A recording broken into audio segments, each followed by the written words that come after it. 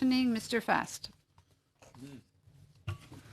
Well, thank you, Madam Chair, and thank you to all of our witnesses for appearing before us to discuss what is arguably the most important economic agreement Canada has with any country around the world, the United States being by far our largest trading partner. So it's important that we get this right. Mr. Vanderpool, thank you for attending and for sharing some of your concerns about the caps that are being placed on the export of value-added milk products, milk protein concentrates and isolates. Is it fair to say that your company is one of the world leaders in terms of developing innovative new products for which there's a huge market in the global marketplace? Yes, we're one of about a half a dozen companies around the world, the only one in Canada and certainly in North America that produce the types of high-quality dairy ingredients that we currently produce. Okay, did our Foreign Affairs Minister or any of her negotiators ever consult with you directly on the caps that they ended up including in the new NAFTA?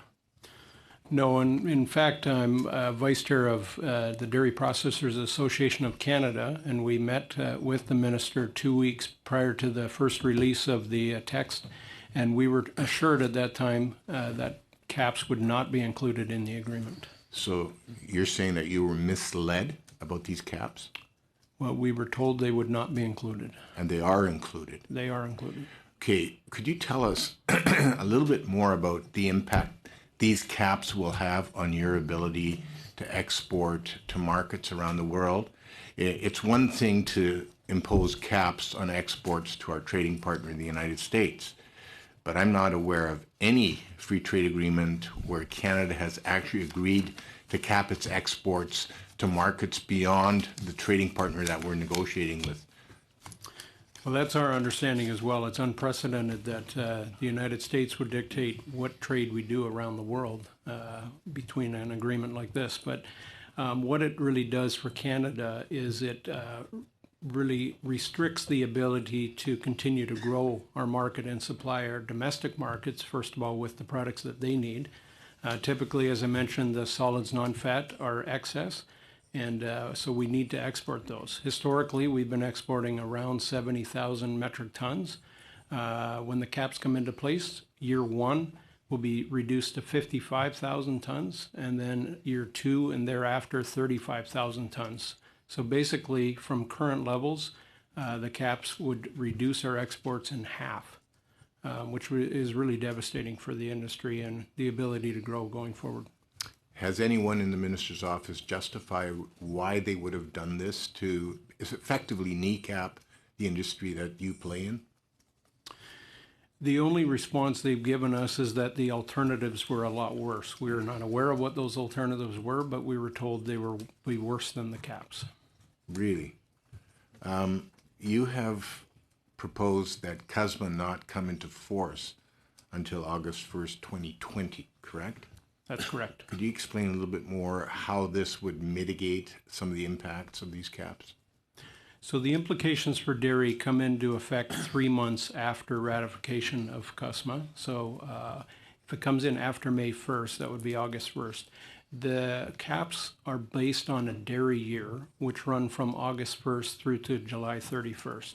So if CUSMA is ratified before that date, as I mentioned, year one, the restriction is 55,000 tons. That would in fact be in effect already now. If it is not implemented and come into force until August 1st, at least we have from August 1st to July 31st, 2021, to be able to utilize the 55,000 tons. Otherwise, effective August 1st, we immediately go to a 35,000 ton restriction. So the fix you're proposing is just a short-term fix. The long-term problem will remain, correct? That is correct. All right. You have shared with me that you had some very ambitious plans to expand your company's reach around the world. You have operations not only on the West Coast, but also in Winnipeg, correct? Correct. How will this cap impact your willingness to invest in your company and to expand your product lines? Significantly. we need assurances, first of all, that we receive the compensation that has been promised to us as processors to be able to invest into the required infrastructure that we need to produce products that are not subject to the caps. Secondly, it takes some time to develop, continue to develop those value-added markets. Those are the right markets for Canada for the long term, but they take a significant investment in capital and time in order to achieve those markets. Okay, I'm going to go to Mr. Robertson. Welcome, Colin. You and I have known each other for a long time. You made the statement, curious. You said this was the best agreement under the circumstances.